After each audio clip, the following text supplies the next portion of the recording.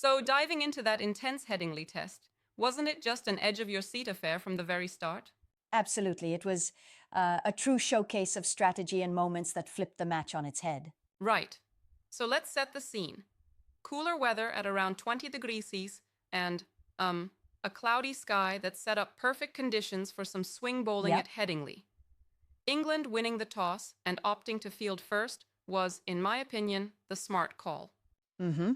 Given that Headingley's history really favors bowlers in those conditions, it makes sense, especially with stats showing the last 6 tests turning out that way. Exactly. And what a twist it was when India's innings, a mix of brilliant milestones and then a sudden collapse, unfolded. They went up to 471 thanks to some stellar performances by Jaiswal, Gill, and Pant. Right. Yeah, starting off with Jaiswal hitting a neat 101 off 159 balls. It's kind of like a young gun showing up with the right mix of flair and calm, wouldn't you say? Oh, definitely. And then Gill, taking on captaincy responsibilities in his very first match, chipped in with a superb 147, mixing defense with those elegant drives. Indeed. And let's not forget Pant, 134 with that trademark aggressive energy. He was all about smashing over the boundary. But then, out of nowhere, the innings just crumbled with that collapse. 7 wickets for just 41 runs. Yes, that collapse really shifted the momentum.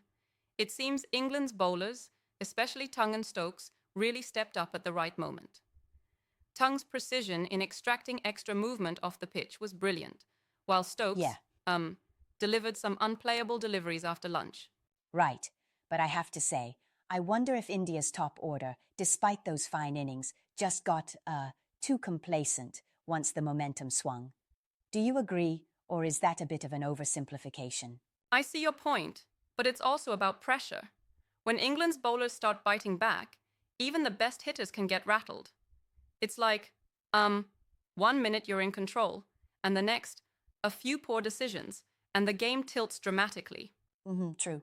And then there was England's first batting innings. 465 runs, just 6 shy of India's total.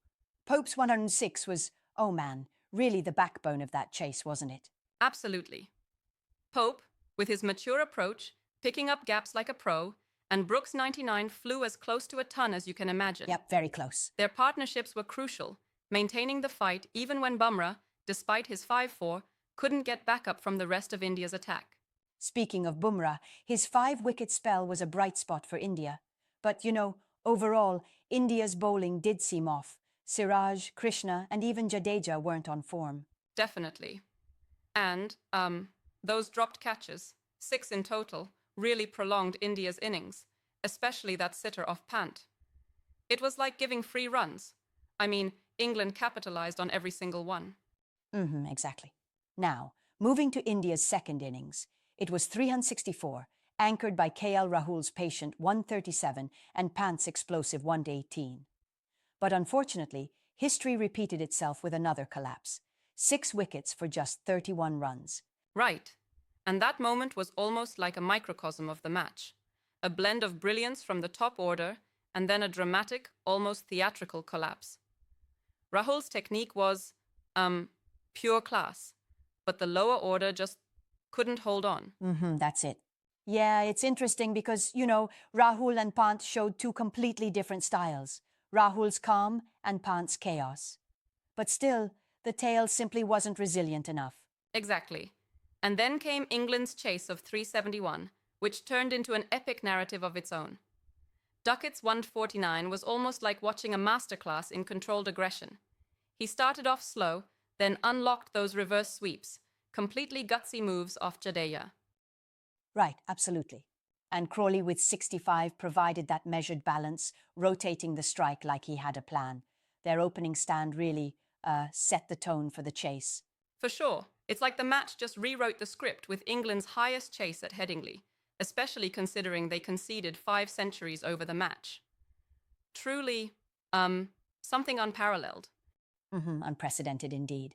I also found it fascinating how tactical errors played a major role. For instance, the fact that Bumrah wasn't bowled in the last 17 overs by India. That decision, well, it was just, baffling. Yeah, That was a real tactical misstep by Gill. Choosing not to use Bumrah when he was so in form definitely cost them dearly. Exactly, a clear error. And then you have to consider the fielding blunders. India dropped key catches off Pope and Brooke, handing England vital lifelines. It really shows that sometimes the mental aspect and energy on the field can be just as decisive as the actual play. Spot on. It's almost like, the fielding lapses served as turning points. Even if you have the talent, if your focus slips, it all crumbles in critical moments. Absolutely. Let's drill down into the individual performances for a moment. For India, Jaiswal's 101 needed more consistency. Gill's 147 was brilliant, but his overall utilization of bowlers was questionable, and Pant's fireworks, while thrilling, sometimes bordered on recklessness. Yeah, on the flip side, Rahul's 137 was technically perfect and composed, but again, it couldn't single-handedly carry the team, right? Plus, Bumrah's 5-4 was, a world-class performance amid the general batting collapse. True indeed. And for England, Duckett's 149 almost redefined fearless batting. His reverse sweeps were almost like a signature move that rattled India to the core. Exactly. And Pope's 106, along with Crawley's steady 65, and Brooke coming so close to a century, really exemplified England's batting depth. Then you have Root's unbeaten 53, a real clutch performance, and Stokes along with Tongue, who both delivered with 4 wickets each. Well said. However, I do wonder if England's fielding superiority alone was enough to seal the deal, or if it was their overall tactical acumen across the board. It seems to me that, while their fielding was sharp, there's also a lot to credit the consistency in batting performance. I'd say it's both, really. It's like, the batting depth gave them the cushion, and the fielding ensured that any slip by India wouldn't be forgiven. Both aspects worked in tandem, yeah? Absolutely. They were like two sides of the same coin. And let's not gloss over that historic stat. England's chase of 371 being their highest at Headingley, plus being the first team to win after conceding 5 centuries in a match. That's quite the record. Oh, definitely. It's almost surreal when you think about how all those individual incidents, dropped catches, brilliant reverse sweeps by Duckett, and the tactical errors, shaped such a historic outcome. Yep, surreal indeed. It really underscores the unpredictable, beauty of Test cricket, doesn't it? Sometimes even a brilliant innings can be negated by a lack of energy and focus in the field. True. And it's interesting how, even with all the twists and turns, certain players managed to shine.